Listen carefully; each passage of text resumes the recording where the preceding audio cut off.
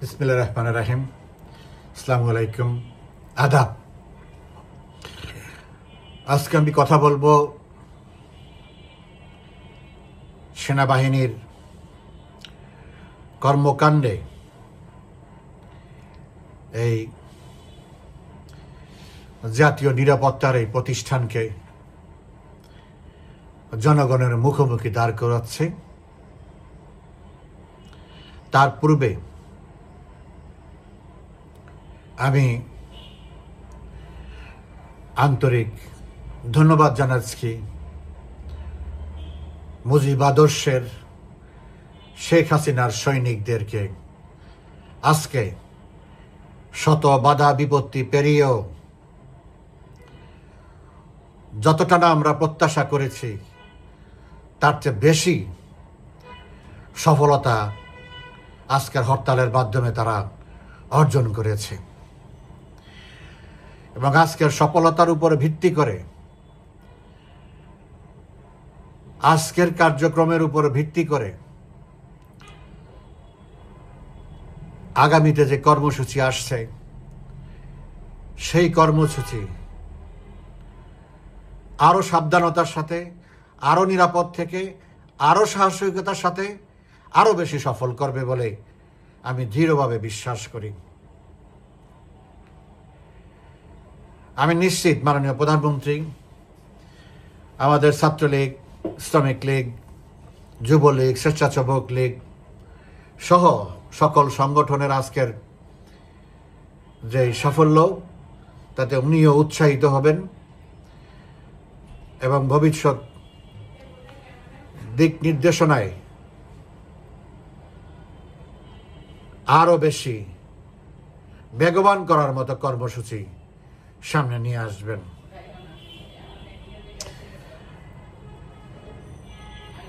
গোপালগঞ্জের আগুন এখনো নিভেনি। এই অবৈধ দখলদার সরকার গোপালগঞ্জের আগুনকে জিয়ে রেখেছে। কেন এই কথা বললাম? আজকে কারফিউ প্রত্যাহারের পরেও 144 ধারা জারি করেছে। 16 তারিখের পরে আজ পর্যন্ত 17, 18, 19, 20 গেল, এই 4 দিনে এমন কোনো ঘটনা ঘটেনি, এমনকি কিছুই ঘটেনি।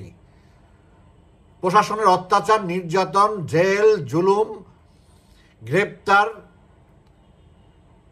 এগুলো ছাড়া গোপালগঞ্জে আর কিছু ঘটেনি। তারপরেও কত ভয়, কত ভীত, কত সন্ত্রস্ত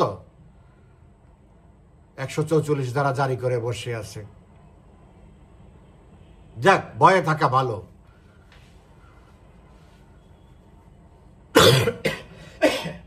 সরি। আপনারা জানেন আজকে গোপালগঞ্জে যে 4-5টি প্রাণ ঝরে গেল আইন শৃঙ্খলা বাহিনীর গুলিতে, তার প্রেক্ষিতে 4টি মামলা হয়েছে, আরেকটি ধরেন 5টি হবে।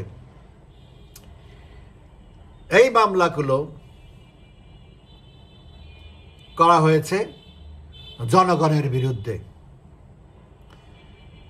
মানুষ মারল প্রশাসন, আইন শৃঙ্খলা বাহিনী সারা বিশ্ব দেখলো, সমস্ত ফুটেজ আছে কিভাবে গুলি করতেছে, কিভাবে বুটের চাপায় পিষ্ট করে হত্যা করতেছে।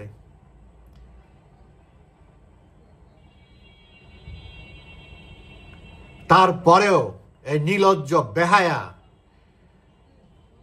এই দানব দখলদার সরকার গোপালগঞ্জের 6,000-এর উপরে নিরীহ মানুষকে আসামি করে মামলা দায়ের করেছে।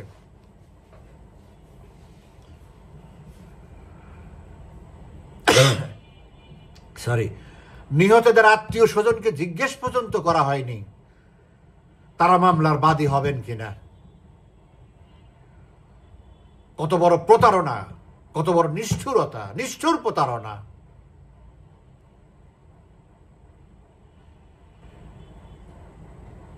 এগুলো করে কি ভবিষ্যতে পার পাওয়া যাবে? এগুলির সব কিছুর কৈফিয়ত দিতে হবে, জবাবদিহি করতে হবে, জনগণের কাঠগড়ায় দাঁড়াতে হবে, আইনের কাঠগড়ায় দাঁড়াতে হবে।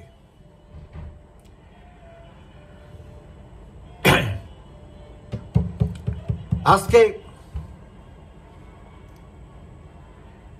সেনাবাহিনী, পুলিশ, র্যাব এবং সকল বাহিনী মিলে, আচ্ছা এই প্রসঙ্গে পরে আসি, তার আগে গতকালকে আরেকটি আইএসপিআর থেকে বিবৃতি দিয়েছে। সেটা দিয়েছে বাংলাদেশ আর্মি লেখা সেনাবাহিনীর বাসে করে জামাত ইসলামের কর্মী সমর্থকদের তাদের মিটিংয়ে এনেছিল। এটা নিয়ে লেখালেখি শুরু হয়ে গেছে, তোলপাড়। তারপর আইএসপিআর থেকে আপনারা জানেন যে একটা বিবৃতি দিয়েছে। বিবৃতিটা এত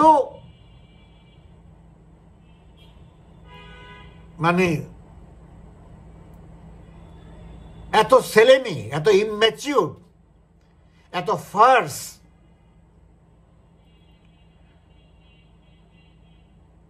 ব্যাপারটা এমন হয়েছে যে এদের এখন শনির দশায় পেয়েছে সবাইকে। এই দেশের প্রশাসন এখন যারা চালায়, রাষ্ট্র যারা চালায়, তাদের সবাইকে এখন শনির দশা পেয়েছে। এরা যা কিছু করবে সবকিছুই ভুল করবে, সবকিছুই বুমেরাং হবে। বিবৃতিতে বলেছে এই বাস তারা বিভিন্ন শিক্ষা প্রতিষ্ঠান বা বিভিন্ন প্রতিষ্ঠানকে তারা ভাড়া দেয় এবং ভাড়া চুক্তি শেষ হয়ে যাওয়ার পরে তারা অসৎ উদ্দেশ্যে বিভিন্ন সুবিধা পাওয়ার জন্য এই সেনাবাহিনীর এই জিনিসগুলো তারা মুছে না। এটা কি ধরনের কথা হলো? এটা কি ধরনের কথা হলো? যদি কেউ চুক্তি লঙ্ঘন করে, যে চুক্তির পরে মেয়াদ উত্তীর্ণ হওয়ার পরে এখানে সেনাবাহিনীর যে সমস্ত স্টিকার, লোগো, লেখা যা আছে সাথে সাথে সেটা বুঝতে হবে। কারণ খুব স্বাভাবিকভাবেই এই বাসে, এই গাড়িতে যদি কোনো রকমের কোনো অপকর্ম হয়, কোনো খারাপ কাজ হয়, ছিনতাই হয়, খুন হয়, অ্যাক্সিডেন্ট হয়, নানান কিছু হতে পারে। তার জন্য তো সেনাবাহিনী অংশ হয়ে যাবে, এখানে সেনাবাহিনীর প্রতিষ্ঠান অংশ হয়ে যাবে। তো যারা এই কাজটা করেছে তাদের প্রতি আইনের ব্যবস্থা নেওয়া হবে, সেই কথা কিন্তু বলা হয় নাই। এই হলো সেনাবাহিনীর আত্মরক্ষা কৌশল। আবার হুমকিও দিয়েছে। এই ধরনের খবর, অসত্য বা মিথ্যা খবর যদি ভবিষ্যতে কেউ শেয়ার করে ফেসবুকে বা অন্য কিছুতে, তাইলে তার বিরুদ্ধে ব্যবস্থা নেওয়া হবে। এইটা আবার হুঁশিয়ার করে দিয়েছে, হুমকি। তার মানে হলো যে সেনাবাহিনীর বিরুদ্ধে আপনারা আলোচনা থামান, আলোচনা করবেন না। এই গেল আরেকটা।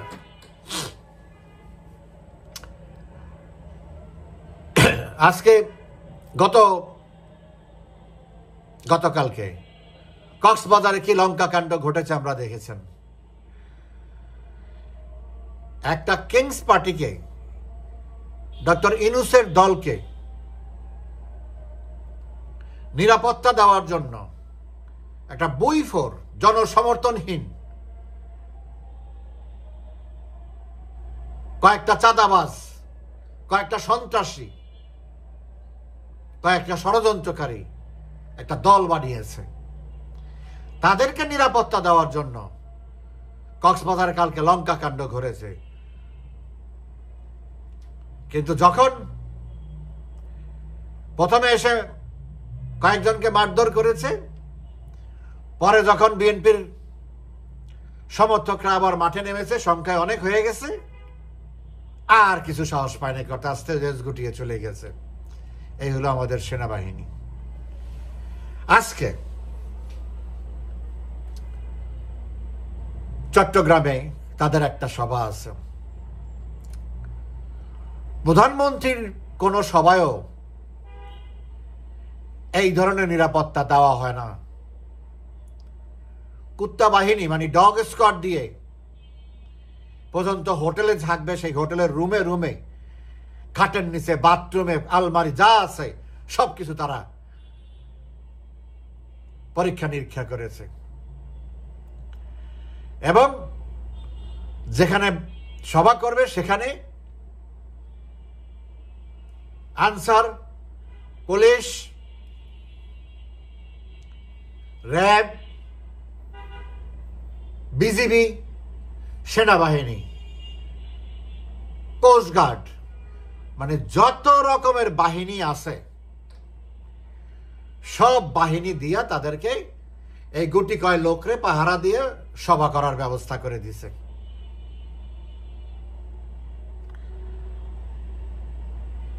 এর মধ্যে একজন আবার বলছে এক সাক্ষাৎকারে, ওই এনসিপির নেতা নাহিদ, তারা ডিফিকাল্ট সিচুয়েশনে আছে।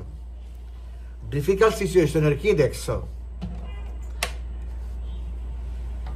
যাদেরকে 5 স্তরের নিরাপত্তা পায়, 5 বাহিনী দিয়ে নিরাপত্তা দিয়ে যে রাজনীতি করতে চায়, তাদের রাজনীতি শেষ।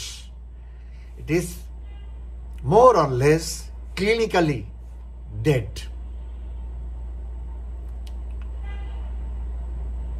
গোপালগঞ্জের আগুন সারা বাংলায় জ্বলছে, আর শান্তি পাবে না, শেষ।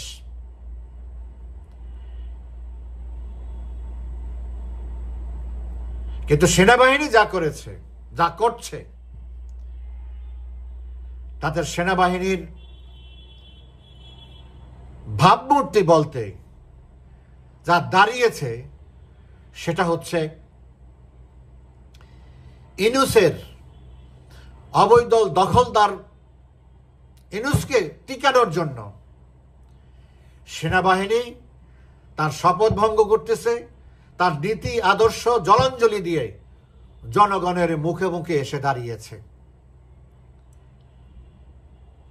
এবং খুব বেশি সময় লাগবে না, জনগণ সেনাবাহিনী সম্পর্কে যেসব মন্তব্য করে তারা নিজেরাই তাদের কমেন্ট সেকশন বন্ধ করে দিয়ে তার প্রমাণ দিয়েছে যে তারা জনগণের কাছ থেকে কত দূরে সরে গেছে।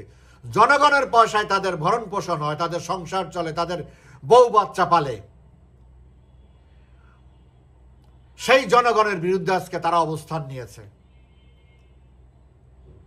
কেউ যদি বলে জনগণ কি আওয়ামী লীগ, আওয়ামী লীগকে আমার প্রশ্ন হলো, আওয়ামী লীগকে জনগণের এই দেশের 18 কোটি মানুষের বাইরে, যেখানে 10 থেকে 12 কোটি মানুষ এই দলকে সমর্থন করে, তাহলে সেনাবাহিনী কার বিপক্ষে দাঁড়ালো, কার বিপক্ষে কাজ করতেছে?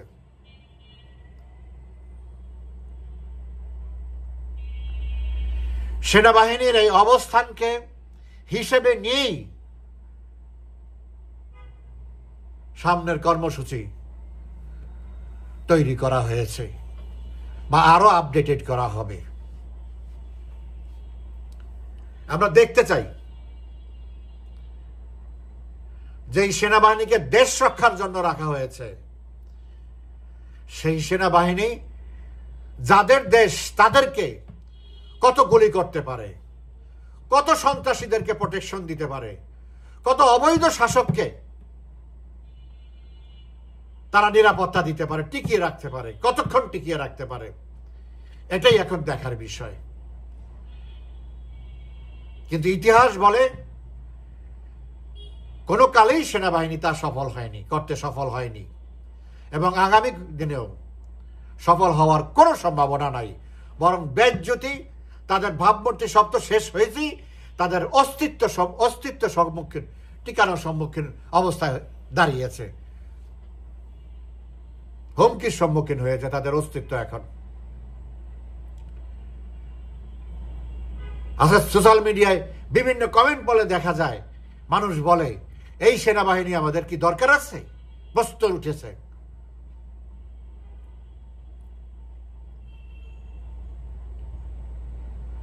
কেন এই প্রশ্ন উঠবে? কারণ হচ্ছে যে সেনাবাহিনী জনগণের কাজ, তার যে কাজ সেই না করে জনগণের বিরুদ্ধে অবস্থান নেয়, দেশ রক্ষার কথা বলে, স্বাধীনতা সার্বভৌমত্ব রক্ষার কথা বলে, তারা সন্ত্রাসীদেরকে পাহারা দেয়, যেসব সন্ত্রাসীরা গাড়ির মধ্যে অত্যন্ত ভারী AK-47 রাইফেল পর্যন্ত বিভিন্ন রকমের অত্যাধুনিক অস্ত্র শস্ত্র নিয়ে তারা বিভিন্ন জায়গায় মাইক্রোবাস দিয়ে এই যাদেরকে পাহারা দেয়, তারা সব অস্ত্র সহ সমস্ত মাইক্রোবাস ভরা থাকে অস্ত্র, তাদেরকে সেনাবাহিনী আজকে পাহারা দিচ্ছে।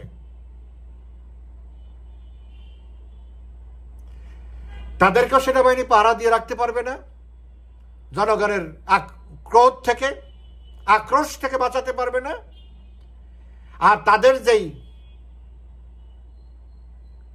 তথাকথিত মনিব ইউনূসকেও তারা রক্ষা করতে পারবে না। জনগণের স্রোত এত প্রবল, তা সুনামির থেকেও প্রবল, শুধু বেশেই নিয়ে যায় না, উড়িয়েও নিয়ে যায়। আমি আশা করি সেনাবাহিনীর এই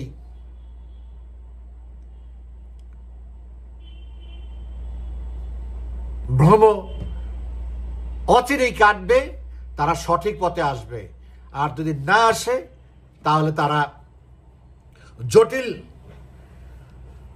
পরিস্থিতির সম্মুখীন হবে।